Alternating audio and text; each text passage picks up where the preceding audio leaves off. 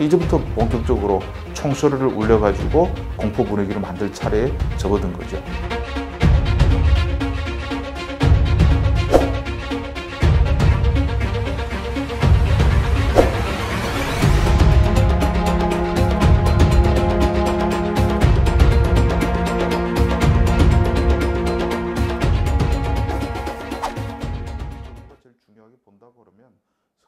북한 국가공훈합창단이라는 이 합창단 조직이 있어요. 이게 김정일 시기부터 사실 엄청난 신임을 받던 조직인데 이 방송의 그 합창단의 지휘자가 몇 명이 있습니다. 한 명도 아니고 여러 명이 있는데 그중 한 명이 처형됐다. 뭐 이런 정보를 받았는데 저는 뭐 이 정보에 대해서 확실한 팩트라고 생각을 하고 있습니다. 예.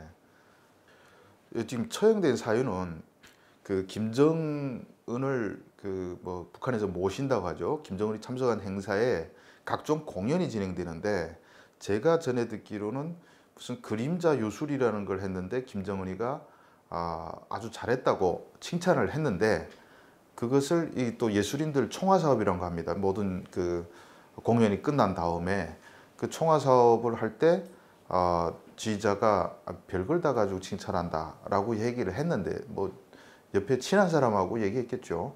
그런데 그걸 전에 듣고 김정은이가 칭찬했는데 그걸 대수롭지 않고 김정은의 평가를 무시해 버린 거잖아요. 이거는 이 수령의 권위에 도전하는 아주 엄중한 문제라고 보는 거죠. 그리고 중요하게는 처형 방식인데 평양 시내 예술인들을 다 모아놓고 그 자리에서 쥐자를 갖다가 세워놓고 한 10여 미터 거리에서 자동보총수 3명이 나와서 한 탄창을 다 쐈어요. 그러니까 각각 3탄창을 쏜 거 아닙니까? 3명이니까. 한 탄창에 북한에서 30발이 들어갑니다. 그러니까 90발을 쐈거든요. 모든 연예인들이 지켜보는 가운데. 그리고 사람이 90발을 맞게 되면 이 피와 살점이 다 튀지 않습니까? 그래서 끝난 다음에 북한에서 시신을 수습하는데 훅 들어가도 널린 게 많으니까 이 삽을 가져와서 퍼가지고 마대에 담아가지고 실어갔다는 그런 얘기 들었어요. 예. 이 지휘자가 제가 전에 듣기는 이게 전화 통화 음질이 좋지 않아 가지고 조현우라고 들은 것 같은데 제가 나중에 또 검색을 해보니까 류현호라는 제가 착각해서 잘못 들었을 수 있어요. 류현호라는 지휘자가 있더라고요. 근데 그 국가공헌합창단의 지휘자는 제가 칼럼에 안 쓰고 오늘 지금 처음 말씀드리는 건데 다 오스트리아에서 유학파들입니다. 유학했던 말하자면 북한에서 돈 들여 양성했던 인재들인데 류현호라는 사람이 실제로 2월 중순부터 안 나왔어요.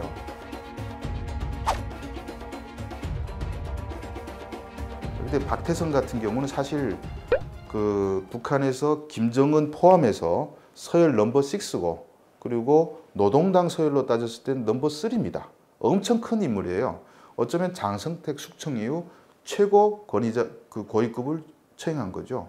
박태선 같은 경우는 실제로 2월 16일 이후에 모습을 드러내지 않고 있는데 노동당 선전 비서 겸 선전 부장을 겸하고 있습니다.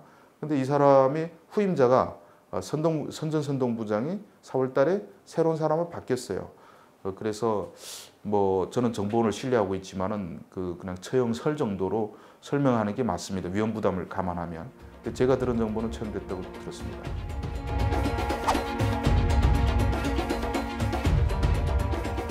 언제 잔혹하지 않은 적은 없지 않습니까? 우리가 아마 잔혹하지 않은 적은 2012년 집권 1년 차에는 인자한 이미지를 강조하기 위해서 그때 부인 이설주도 데려 나오고 여러 가지로 이렇게 인자한 모습을 보였고 그때 숙청은 주로 장성택이 담당했죠. 근데 작년부터는 조금 더 강도가 심해졌다는 느낌이 들었어요.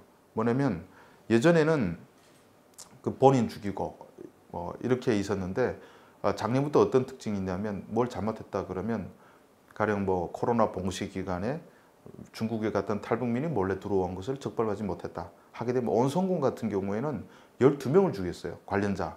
그러니까 보위부장, 안전부장, 봉쇄 담당 부부장, 국경경비대 지휘관, 탈북자가 소속된 당비서 이런 식으로 해서 다 죽이고 보위부 그 말하자면 경찰, 우리 말하면 보안서 이거 다 해산시켜가지고 거기 사람 몽땅 농민으로 추방해버렸어요. 그러니까 완전히 어떤 단위에서 잘못이 나면 그걸 아예 해산시켜버리는, 이거는 뭐 연자제는 그래도 가족 때문에 가잖아요. 이거는 자기 기관 아예 해산해버려요. 그러니까 그걸 보면서 점점 더 잔인해지고 있다라는 느낌을 받았습니다.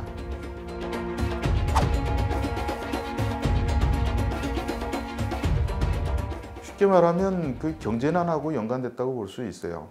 북한에서 지금 그 사상 최강의 대북 경제 제재로, 그리고 코로나 셀프 봉쇄죠. 스스로 막아가지고 지금 물가 수준들이 뛰고 있고 경제 상황이 상당히 안 좋아지고 있어요. 그것도 그럴 것이 정상적이라면 몇십억 달러의 무역이 진행돼야 되는데 그게 지금 올스톱 되다 보니까 외화가 북한에 들어가지 못하고 수입품이 북한에 들어가지 못하니까, 그러니까 물가들이 계속 뛰어요. 그럼 사람들이 불만을 가질 수밖에 없죠. 불만을 가지는 사람들은 한테 사실 불만을 달래려면 경제 상황을 좀 더 좋게 해야 되는데 그렇게 할 수 있는 길은 없어요. 그러니까 그 다음에 강력한 공포 통치, 불만 제기하는 놈들은 죽여버린다. 이런 식으로 불만 그 말하자면 숙청 정치로 돌아가는 거죠. 회귀하는 거죠.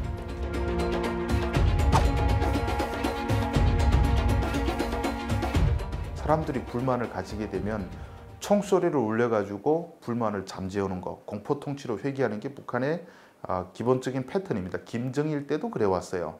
고난 행군 들어가서 사람들이 경제가 어려워지고 불만이 많아지니까 시마조 사건 조직해가지고 2만 5천 명을 숙청한 전례가 있거든요.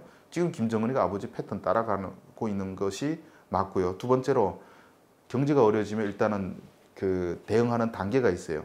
일단 사상무장, 정신무장을 시키는 거예요. 그래서 김정은이가 고난행군 들어간다고 선포했고, 그리고 각급 대회를 주최해가지고 간부들한테 너 이제 똑바로 안 하면 죽인다는 메시지를 준 거예요. 그리고 앞으로 이제 죽이는데 또 죽이는 것도 절차가 있습니다.